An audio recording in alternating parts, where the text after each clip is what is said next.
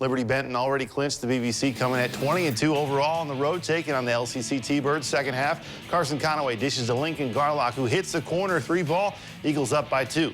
Next time down, Parker Judy drives for the T-Birds through the lane and off the window and in, all tied up. But straight out of a timeout, Garlock with an unconventional layup, but hey, it goes in, lead back to LB. A few minutes later, Conaway off the inbounds, rises up for the hoop, in close. Eagles up by 2.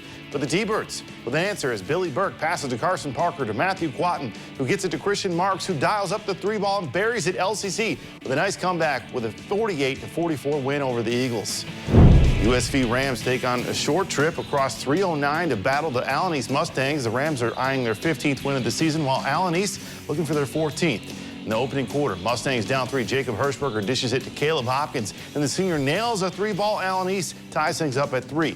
USV responds right back. Maddox Underwood finds Jason Helton in the corner. He sinks the three ball of his own. Rams now lead 6-3. Moments later, Underwood is going to send it to Alex Sanders, who fires it over to Blaine Castle. Road team now leads by 7. And in the second, Allen East down by 2. Carson Klum goes on the fast break. He bounces it over to Keaton Lehman, who lays it in. Home team trails by 2. But the Rams would have the last laugh as Castle muscles his way to the bucket, gets the hoop. USV wins this game 72-63. To the Palace, where two teams separated by less than 25 miles. However, just the second time Shawnee and Kalida have gone head-to-head on the hardwood. First quarter, Wildcats moving the ball well, setting up a triple try from Jaden Smith. Kalida up 3-0. The Indians, though, would answer, however, as back at Berkey finds Austin Miller deep in the paint. He rises up, goes off glass, deficit at 1. A few minutes later, Kalida's E.J. Miller with the find to Evans Techschulte, who goes to the rim, gets the bucket, and 1. Free throw no good. Shawnee now on the attack. Miller finds Will McBride for the lay-in. 6-point deficit, but the Cats were lethal tonight. Joel Hortzman to Smith, who goes up off the glass. Good. Kalida wins 56-47.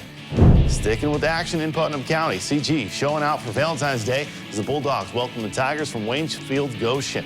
In the third, CG leads 40-29. Kyle Hopkins bounces it to Kylan Mays, and he gets the hoop in the harm. Bulldogs lead by 14 after the 3-point lead.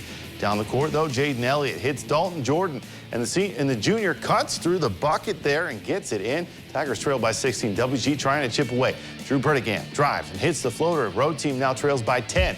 But Grove too much for the Tigers tonight as Trenton Barraza drives to the basket, gets the bucket off glass.